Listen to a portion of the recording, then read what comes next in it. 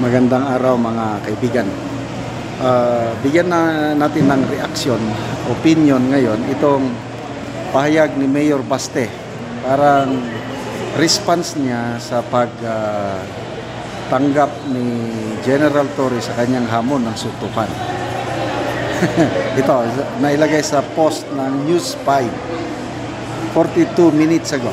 Sabi niya, itong pahayag, bagong pahayag ni Mayor Baste. Matagal ko na talagang gustong makabugbog ng unggoy. Yan ang patutsada ni Acting Davao City Mayor Baste Duterte kay PNP Chief General Nicolas Torre III kaugnay ng kanilang charity boxing match sa darating na linggo. Buwelta ng anak ni dating Pangulong Rodrigo Duterte, maglalapag din siya ng sarili niyang kondisyon sa gaganaping boxing match kontra sa PNP Chief. Ito na. Magpa-drug test ang lahat na elected officials sa ilalim ng administrasyon ni President Bongbong Marcos. Papalagan ko yung charity muna yan. Walang problema. If it will answer the issues nitong bansin natin, I can do that. Okay? So, ano ba yung kasi sabi ni Mayor Baste, naglagay ka kasi ng kondisyon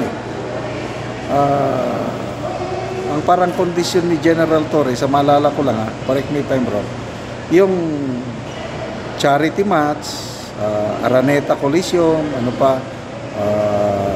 Rizal Coliseum, para daw sa kapakanan ng mga biktima sa Bagyo Baha. So parang yun ang charity lang. Sabi naman ni Mayor, ito naman ang kondisyon ko. Sabihin mo sa amo mo, Presidente, yung si Presidente mismo ang mag-announce na lahat ng mga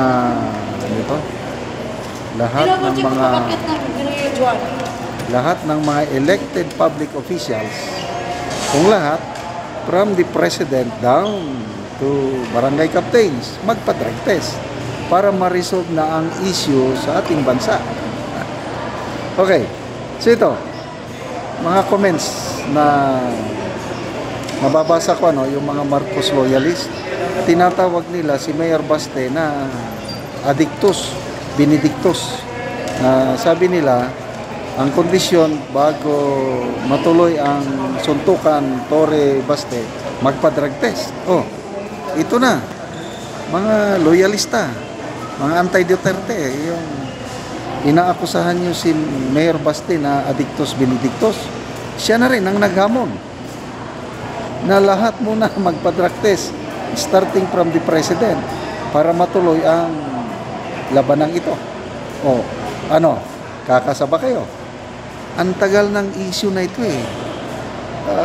para once and for all, matapos na, para wala nang magtawag ng bangag. Para wala na yung bangag na yan, di magpa-drug test. Hair politica, hindi lang ordinary drug test ito Ang kondisyon ni Mayor Baste is hair follicle test, diba? Tama ba ito? Magpa-drug, hindi lang ordinary drug test kasi hindi masyadong accurate yung drug test lang na normal, hair follicle, para once and for all masagot na, matuldukan na.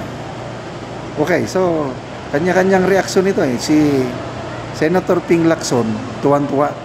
Let's do it, sabi niya. Let's do it. May sources daw si Senator Ping Lacson na CEO ng isang casino, resort hotel. Ipagamit nila yung parang isang hall nila.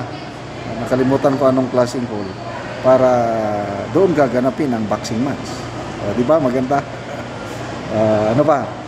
Kung charity, sabi ni Senator Lacson, willing ang senador na bibili ng ticket worth sa iyang 1 month na pensyon. 4-star general na malaki yon. Baka abot ng 200,000. Hindi ko alam ang pensyon ng 4-star general. So pinakamababa yan, 150 hanggang 200,000. So ang daming matulungan nun.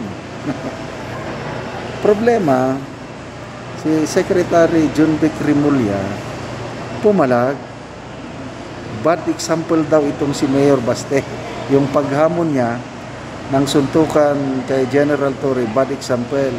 Kasi daw ang mga Duterte nire-respeto. O? Kung nire-respeto, bakit nila kinidnap? Hindi daw maganda yon. So, biglang naging seryoso ang palabiro na DILG Secretary. Di ba, bago lang siyang nabatikos yung post niya 2 days ago, paparating ang bagyo, tinawag niya mga tao abangers. Tapos nakatulog daw siya sa kabusog sa masarap na pagkain siguro. Natulog siya at ito na, paparating ng bagyo. So mamaya sabi niya, intindi nyo naman ako, palabiro naman ako. Ganyan talaga ang pagkatao ko. Oh, palabiro, mamaya biglang naging seryoso na ano daw, wag magganong hamon-hamon ng suntukan dahil hindi daw magandang example sa mga kabataan. Oh, yung ginawang group effort, maganda bang dating presidente, green of effort ninyo, maganda bang example yun sa kabataan? First time in history na kung totoo yung sinasabi ng DILG Secretary na highly respected ang mga Duterte, bakit nila dinala sa The Hague, Netherlands, na kung may kasalanan sa war on drugs, bakit hindi nila pinalitis, bakit hindi nila kinasuhan dito sa ating sariling bansa? Double standard sila. So, anyway, balik tayo sa issue. Kakagatin ba ni General Torre at yung kanyang amo ng hair follicle test na ito? Palagay ko malabo. So wala. Hindi tayo makakapanood ng bloodbath. Yung bloodbath sana sa impeachment. Dito na lang natin makikita sa boxing. Kailan matindi itong kondisyon. I don't know. Anong reaksyon nito ni General Torre? Pahintayin natin siya. Okay mga kaibigan, salamat sa inyong pagsubaybay sa ating channel. Nakakatulong kayo ng malaki sa tribong Talaandig ng Bukidnon. Dahil ang sweldo natin pantulong sa tribo, namimigay tayo ng libreng yero at pako para makapagpatayo ng maayos na bahay ang tribong Talaandig. Panoorin niyo ang video na ito. Usok kayo ang ulan. Kaya sa pamabusin. Ikaw rin una ni siya ang nataga-anugero. O bisan pa sa kusog kayo nga ulan. Daghang salamat, sir. Salamat siya sa sin nga nahatag sa iya.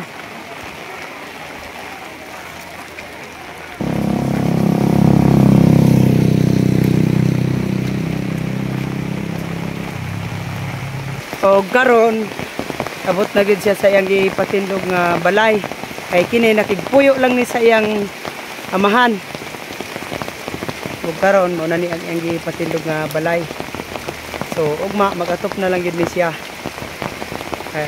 Kay ulan namang gyud, kusog kayo ang ulan apan sa ilang kalipay gikuha gid nila ang sin. Unang-una akong pasalamatan ang atong Ginoo o kanang atong nag-sponsor o salamat sa iyang gihatag nga sin kay makabalay na gid ko. Unya nagigpuyo ra ko sa akong mama karon makalain na gid ko. Kaya daghang salamat. Yan da. Pasalamat ko kay kuan kanang madagan pa ang matagan ani nga kuan ug sin para dagan jud ang magkapanalamat sa inyo. O kiran. Bisan pag ulan, giko agid nako ako kisen kay excited kay mi. Oo. Na kaming tanan na tagan diri sa sitio Gayton. Oo. Salamat kayo. Salamat kayo sir. Salamat. Salamat. Oo.